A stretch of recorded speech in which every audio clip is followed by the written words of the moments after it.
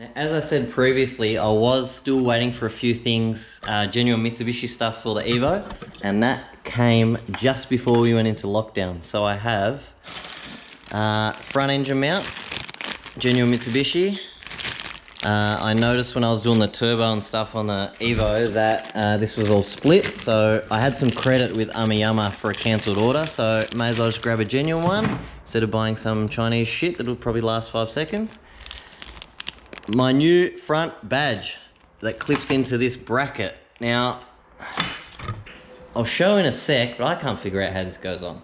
But the other thing I got, which I was probably most excited on, is this. So this is the cover for the bolt for the rear windscreen wiper, which was missing when I got the car. Something so small is just so amazing to be able to clip on. So I'm gonna pull this off, paint it, and then put this on.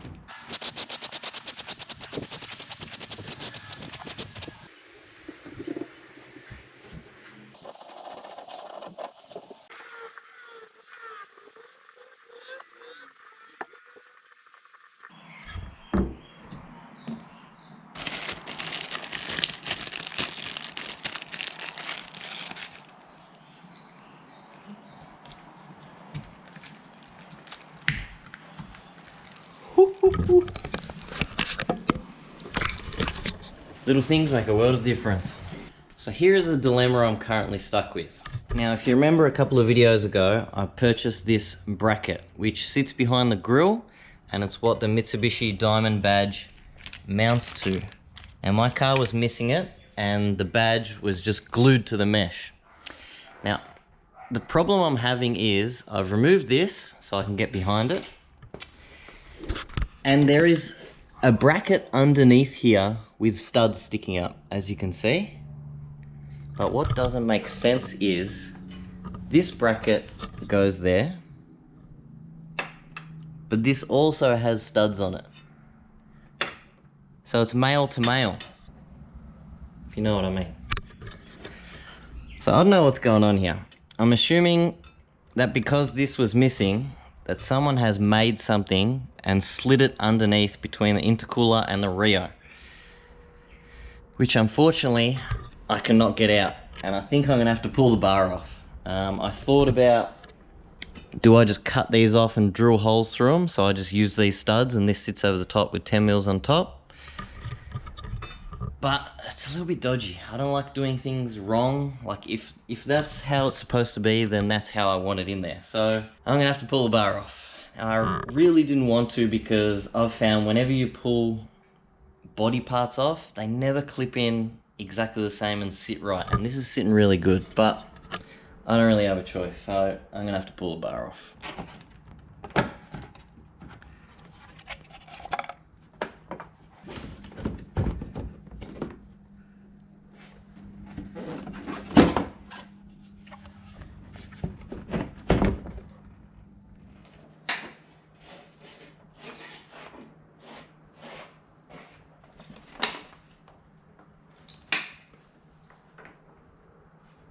Alright, I'm laughing because when I bought this car, the guy I bought it off told me he got the bar painted like a month or two before. Fair enough. But whoever has painted the bar has put this bracket, right? So I purchased this bracket. Now the reason there's studs sticking up through here when there shouldn't be is because someone has, or I'm assuming whoever painted the bar, has put the bracket on in the wrong spot. The bracket's supposed to be here with the tab holding the badge, but they've put it on underneath, and this is the tab to hold the badge here. So it's upside down and the wrong way. So the bracket is actually there, it's just in the completely wrong spot. So that is the bracket right there with this tab bent down there. Of course I'm going to use this brand new one, but very, very funny that they've put it in the wrong spot. So that's what the studs were that were sticking up. Anyway, the good thing about now having this bar off, there's a few things that are loose. That's loose. There's some missing hardware here.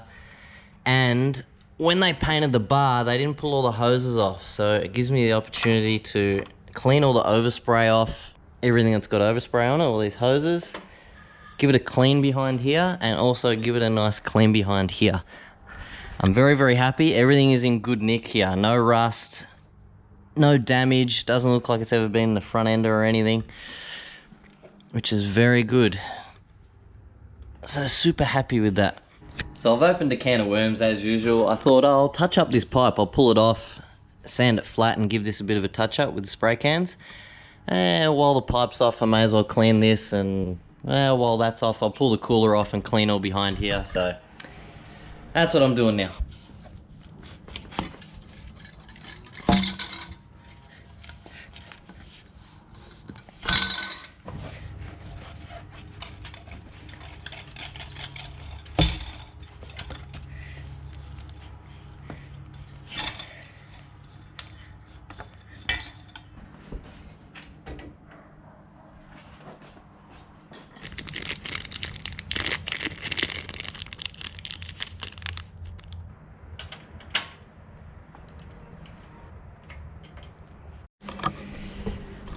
Alright, so that's the new bracket on. The right way instead of upside down and under here for some reason. Brand new badge. Now, put the bar back on. Now I thought while I'm under here, I'll show you guys this engine mount. As you can see at the top of it, it's split away from the casing, and the mount has actually dropped. It's not even central in the casing, like this new one is supposed to be. It's actually really simple to do. I'm not going to do it today because I need the frame thing to hold the engine up, because I'm going to pull this big support out and the mount is just bolted to that. So all you got to do is undo that 17mm and drop this frame down, and the mount is attached to it. Put the new mount on and bolt the frame back up, and Bob's your auntie.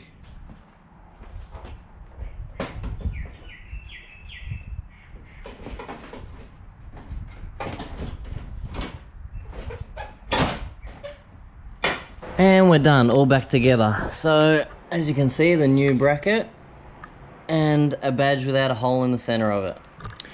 Now I know a lot of people are thinking, like, that's something so stupid and small, why wouldn't you have just left the badge that was on it that was glued to the mesh?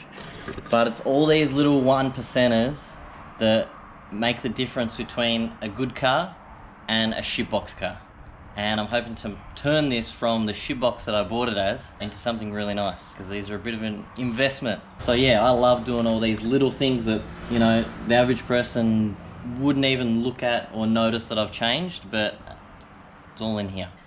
Now here is something I've wanted to change on the Evo since the day I bought the car. Now this is the panel that's sort of steering columns here, so it's where your knees sort of are.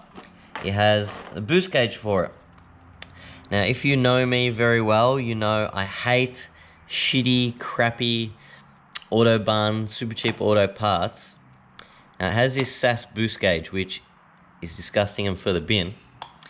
And I've been on the hunt for a while for a Japanese brand boost gauge, whether it be, you know, Blitz, G-Ready Trust, anything like that, Defi.